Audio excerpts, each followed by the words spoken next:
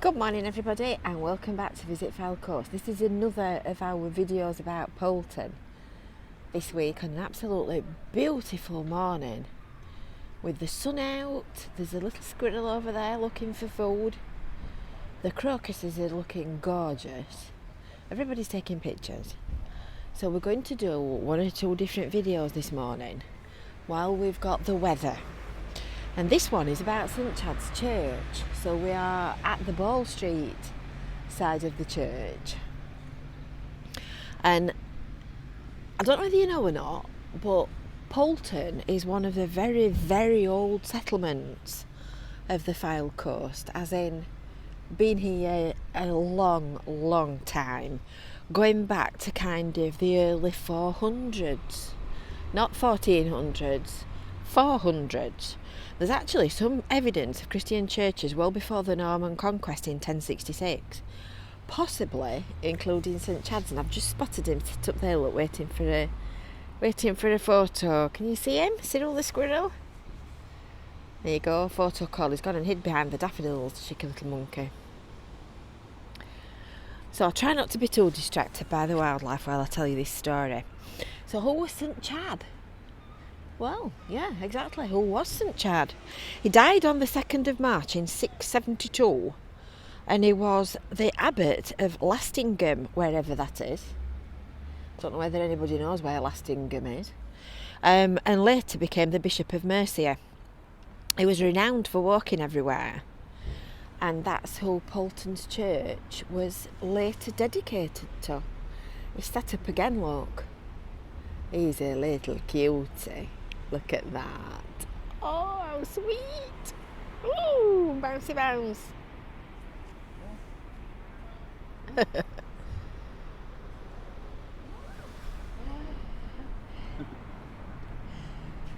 So, in 1094, the church was presented to the Benedictine Priory of St Mary at Lancaster. But is likely to have been around much, much earlier than that. And in 1096, it was declared the third richest church in Lancashire. Now, imagine how big a place Lancashire is. It must have had some money. It must have been mighty well off. The vicarage was built in 1287, and the tithe barn was built at the same time, and that's now the site of the tennis courts, which is kind of that way down Vicarage Road, not Vicarage Road, Tithe Barn Road, because that's where the tithe barn was, and that's now the site of the tennis court. And in 1602 the chancel collapsed because the church was running short of money, and the tower, which is round the other side, appears to date from 1636 because there's a carved stone in the vestry which marks that fact. And I'm just pausing here because they're just so pretty, these crocus. The church was extensively rebuilt in 1751. The first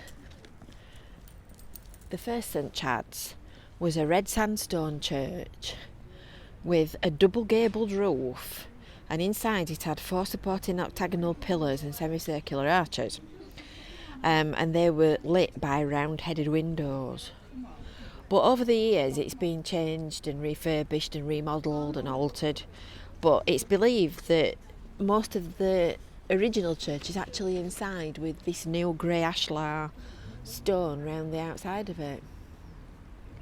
It's a lovely church. That's the tower. So the eastern gallery was moved and rebuilt on the western wall, and 2 new side galleries were added in 1636. The tower was kept and the church modernised. And just like we do today, more alterations have followed throughout the years. The nave's been rebuilt, the semicircular apse has been added. That'll be that end, won't it, that's curved at that end. There's been a baptistry built. Some interior work was done in 1908, and then in 1955 a new central aisle was put in and a new pulpit to replace the Victorian one. I stuck my nose through the door once or twice, and it's a lovely church inside, but obviously I can't go inside videoing unless I've got permission. So here's a good question for anybody that's local that might know the answer to this one. In my research, I'll just tell you where the research came from the lovely Nick Moore's History of Blackpool, which is a fascinating document. If you want to have a look at it, there's a link to it on our Visit Fylde Coasts website. It's really, really interesting. But in Nick's work, he says that on Shrove Tuesday, a pancake bell used to ring, and they used to make and serve pancakes to the apprentices of the town. So the bells rang at 11 o'clock, and there was cockfighting, bear and bull baiting, and food and all that kind of stuff. And they used to have a day of jollity on Shrove Tuesday. So we're going to go around this corner now. So obviously the church is open because it's a church and churches are open. So we're going to go and have a look round here and see what we can see. Now, being a Yorkshire girl, we have an expression for what you might call a cough drop, somebody that's comical, and that is a collop. I've not heard it for a long time, if I'm honest. Comes somebody else with a camera.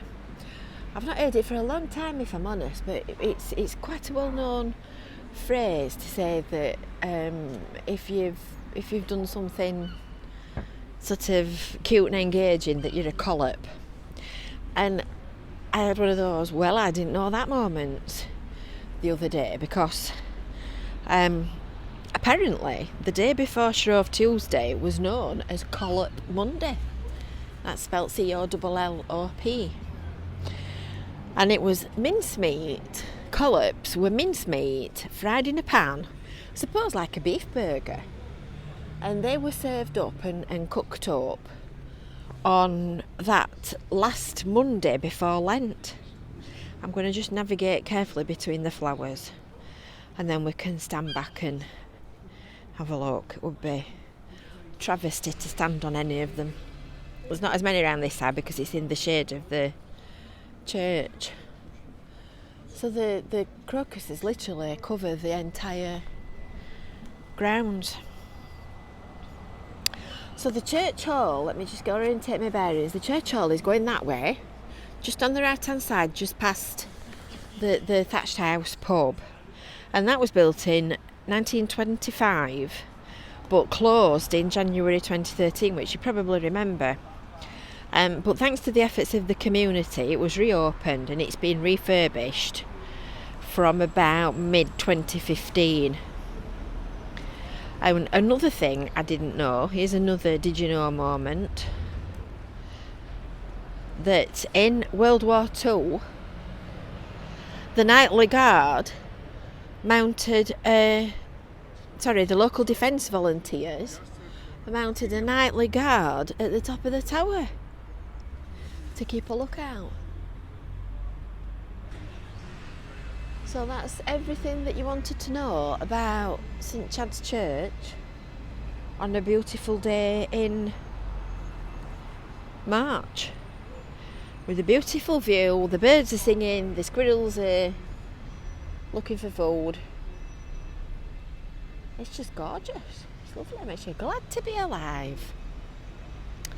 So, you might have noticed as we've been walking around, there are loads of gravestones. Well, you need to make sure that you've subscribed and that you've hit that little bell for notifications, because the next one in our series of videos is about gravestones and a twist for a gravestone that is full of local legend. So join us later and you'll find out about that. So from a lovely sunny Poulton, we will bid you a good day and say bye for now, and we'll see you later. Bye.